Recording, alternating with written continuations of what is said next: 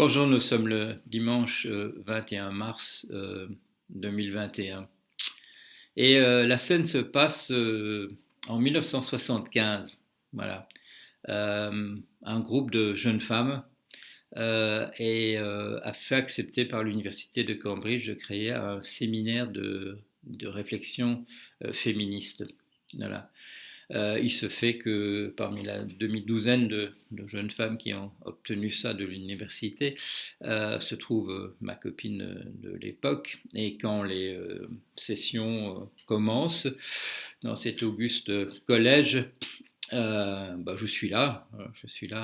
Par sympathie pour le but affiché et par sympathie personnelle pour les jeunes femmes qui sont là, dont la plupart sont des amies de ma copine que je connais bien, avec qui je suis déjà allé en vacances. Euh, voilà. Et nous sommes en 1975, c'est-à-dire il y a 46 ans. Il vient le jour où ces jeunes femmes décident que je ne viendrai plus. Voilà. Vous avez compris le lien avec l'actualité, avec le débat qui a lieu en ce moment sur la non-mixité à l'intérieur de l'UNEF de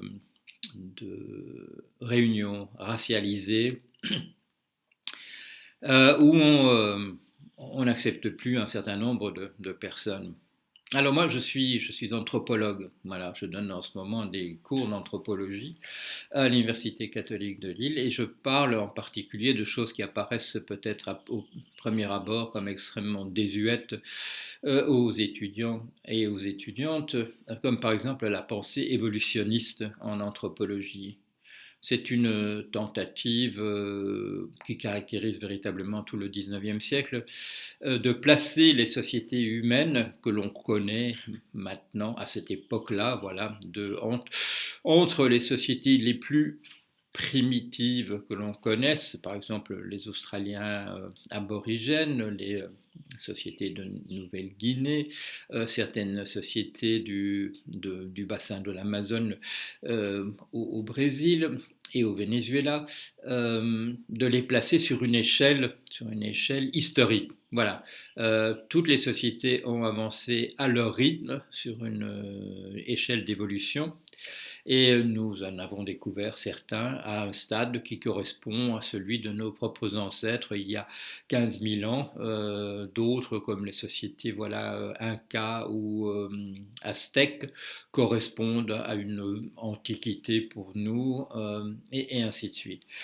Ça peut paraître extrêmement désuet si l'on ne sait pas que excusez-moi, si l'on ignore le débat qui a lieu à cette époque-là entre ces anthropologues évolutionnistes et d'autres anthropologues qui sont polygénistes et qui, eux, dans une perspective de modernisme vraiment d'avant-garde, considèrent qu'aucune preuve n'existe du fait que nous ayons affaire véritablement à une seule espèce.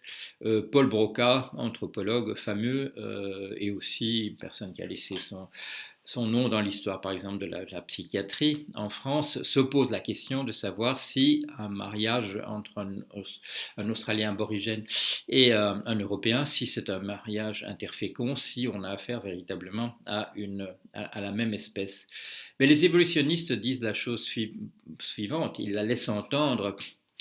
Euh, l'enfant d'une tribu amazonienne, un enfant des Dayaks du centre de Bornéo, un enfant australien aborigène peut aller à l'école avec des enfants de descendance européenne, peut apprendre la même chose et se retrouver à progresser dans sa société selon les mêmes règles, à condition bien entendu qu'il n'y ait pas un environnement raciste et d'apartheid en arrière-plan. L'anthropologue Lewis Henry Morgan utilise une partie de sa fortune personnelle pour aider certaines personnes amérindiennes à poursuivre leurs études et d'une certaine manière il a une réussite remarquable dans la mesure où une personne dont il a financé partiellement les études devient général dans l'armée américaine. Il y a là la représentation sous-jacente des évolutionnistes est celle de l'unité du genre humain, et tout particulièrement mettant l'accent sur l'unité psychique du genre humain. Nous sommes une seule espèce. Euh, le problème ne se pose pas d'ignorer ce cadre général dans lequel il faut imaginer les choses.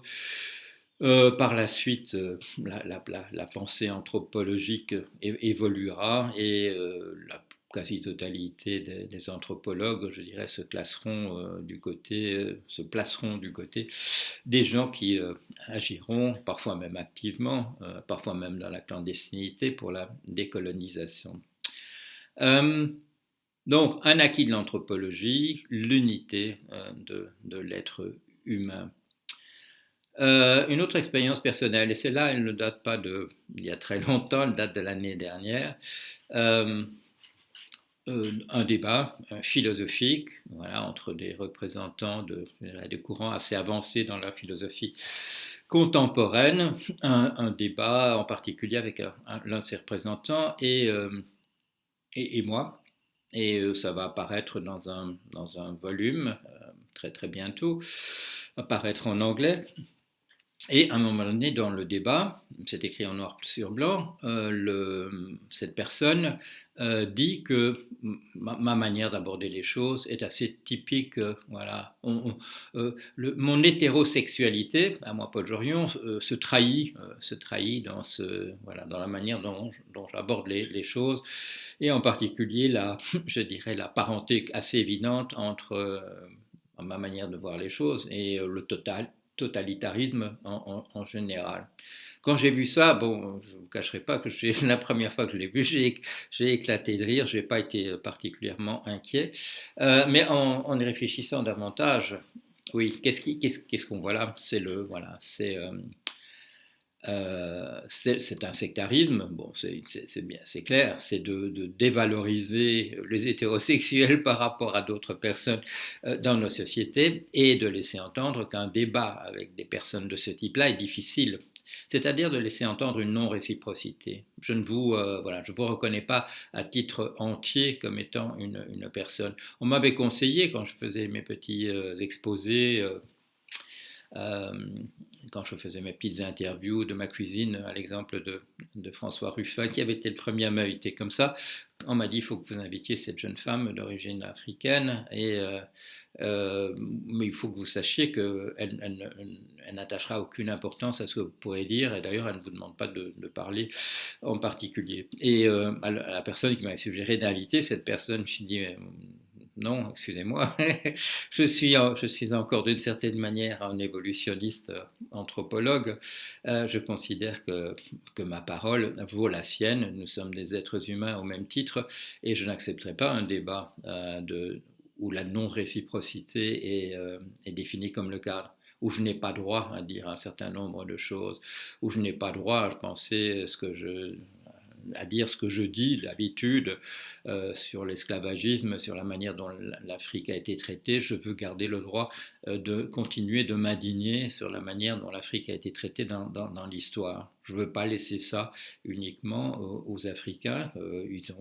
Ils ont droit au chapitre et je dirais à titre principal, bien entendu, pour dire ce qu'ils entendent sur ce sujet-là, mais je ne considère pas qu'il soit admissible qu'on ne me laisse pas, moi, parler à ce sujet-là. Et cette question-là, elle est dans un cadre. Quand on parle maintenant de cancel culture, quand on parle d'anticolonialisme, quand on essaie de réécrire l'histoire, quand on propose, et j'ignore si c'est sérieux ou non, qu'on s'intéresse au biais blanc dans les études sur la lumière au XVIIe et au XVIIIe siècle, ma première réaction, c'est de me poser la question de savoir si c'est sérieux ou non. Et dans ce cas particulier, je ne sais toujours pas si c'est une manière de se moquer justement de cette pensée sectaire ou non. Nous avons, et c'est un tort de la gauche. Ce tort de la gauche, c'est d'avoir laissé progresser un certain sectarisme lui avoir fait de la place. Euh, c'est un mélange de tas de choses. Bon, je dirais, c'est la tendance, pas ordinaire, mais la tendance à rejeter l'autre. C'est la tendance au sectarisme. C'est ce qu'on a vu apparaître petit à petit dans ce qu'on appelle la pensée politiquement correcte, le refus de l'autre. Là, les tentatives de reconstruire l'histoire, et en particulier de reconstruire sa propre histoire en disant que, voilà, que la relation que j'ai eue avec monsieur ou madame Untel non plutôt avec monsieur Untel pendant des années, en fait, en y réfléchissant maintenant 15 ans plus tard, je me dis qu'il y avait une violence de sa part et qu'il s'agissait de quelque chose apparenté au viol. Euh, vous, non, vous avez eu 15 ans pour y réfléchir. Vous étiez dans un cadre de liberté générale. C'est simplement que votre pensée est devenue plus sectaire qu'elle l'était à l'époque. Il y a une pudibonderie qui gagne, on le voit. Il y a, à une époque, on appelait ça une pudibonderie victorienne parce que c'était très propre au règne de la reine Victoria en Grande-Bretagne. Et on voit un retour de cela, en particulier dans ces tentatives de reconstruction a posteriori d'une histoire personnelle. Moi, je suis psychanalyste, c'est une de mes spécialités. Ce discours de reconstruction, il passe pas en psychanalyse, hein, je veux dire parce qu'il y a une personne qui écoute et que je dirais les invraisemblances de ces reconstructions a posteriori apparaissent en pleine lumière. Comme aux États-Unis, il semble qu'on accepte devant des tribunaux la notion d'avance non consentie. Alors que c'est un oxymore, comme on dit, il y a une contradiction dans les termes, c'est des avances. Des avances, la question ne pose pas de savoir si c'est consenti ou non, ce sont des avances, c'est-à-dire c'est un premier pas qu'a fait une personne dans une perspective, je dirais, de rapport sexuel, certainement, mais si l'on interdit, si l'on interdit qu'il y ait un des deux qui dise la première phrase, ou qui pose le premier geste, où en irons-nous? Mais on voit bien ce qu'il y a en arrière-plan. C'est un droit que la personne s'arroge, celle qui parle d'avance non consentie, c'est une personne qui veut s'arroger un droit impérialiste, absolutiste, d'être la seule personne qui peut faire des avances. Et que les autres n'y ont pas droit. C'est une dérive de l'individualisme. Quand j'explique cette pensée évolutionniste en anthropologie, je dois expliquer ce qui apparaît comme des paradoxes.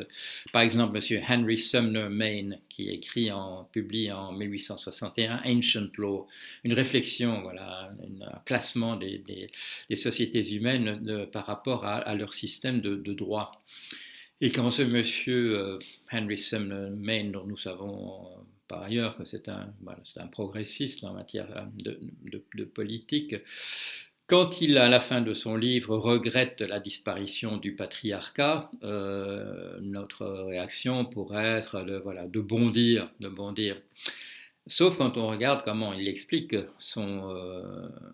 sa phrase.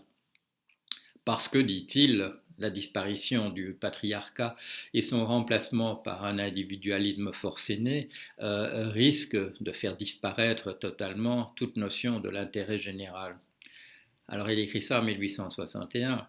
Alors nous avons vu le patriarcat disparaître, et je ne crois pas qu'il faille le regretter, mais si c'est pour le remplacer par effectivement, comme l'avait bien vu ce monsieur en 1861, par un individualisme forcené qui fait que chacun considère que c'est à lui d'écrire la loi, une loi qui s'applique uniquement à lui ou à elle, et que le monde entier doit être défini par rapport à cela. Cela a un nom aussi. Je vais un peu, je dirais, régler mes comptes avec la personne qui essaye de disqualifier ma pensée parce qu'elle trahirait une hétérosexualité. Ce droit de s'arroger à soi, de dire les lois s'appliquent à tout le monde mais pas à moi, ou c'est à moi de les définir de toute manière, ça a un nom en psychanalyse, ça s'appelle la perversion, c'est le pervers qui fait ça. Alors voilà, je ne suis, je fais pas partie des gens qui veulent exclure une partie de l'humanité. Nous sommes l'humanité. Je suis plutôt des gens qui sont du côté du post-humanisme, euh, qui, euh, qui se bat pour étendre les droits que nous reconnaissons aux êtres humains à d'autres espèces. Je trouve ça formidable quand on libère un orang-outan parce qu'il y a eu un procès et le procès ne lui a pas été fait à lui, il a été fait à ses gardiens en disant rendez à ce monsieur, c'était une dame en l'occurrence, rendez à cette dame sa liberté. Je trouve ça formidable, ça se passait en Argentine.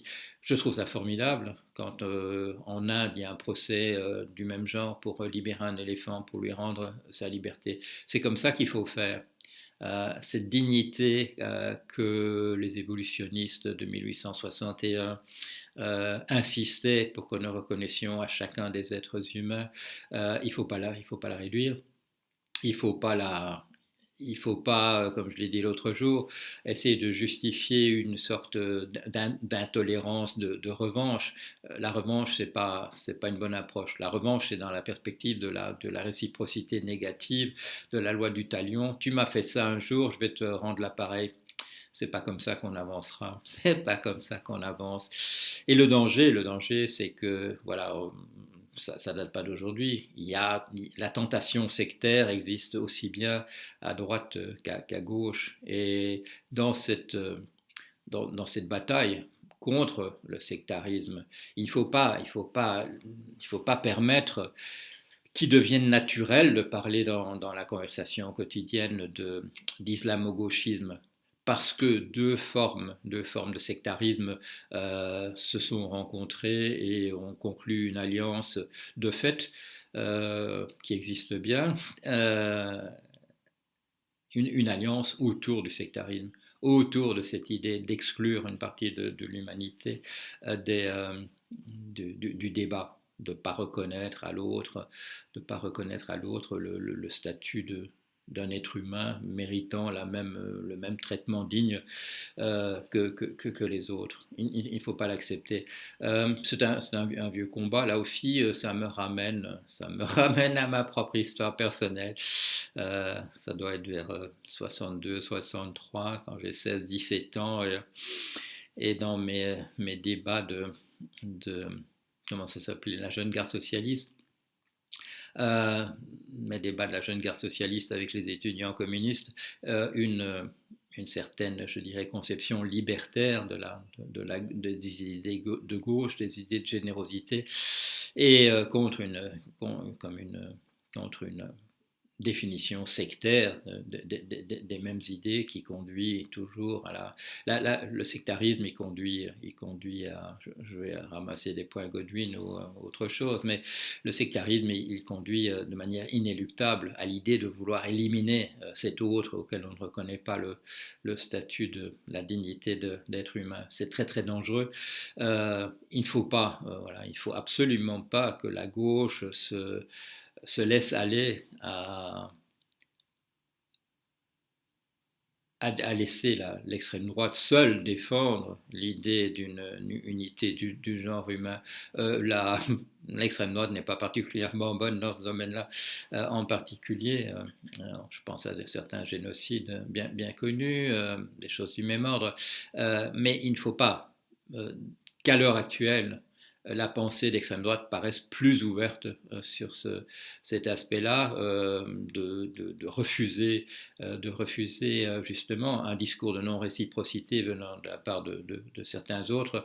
Ça doit être, vous l'avez compris, ça doit être le discours de toute femme, de tout homme, de tout être humain, de refuser ce type rejet de l'autre dans une catégorie de celui qui doit se taire et qui doit simplement écouter, même avec les meilleures intentions de réparer les mots de l'histoire. On ne répare pas les mots de l'histoire en les répétant. Voilà, allez, à bientôt.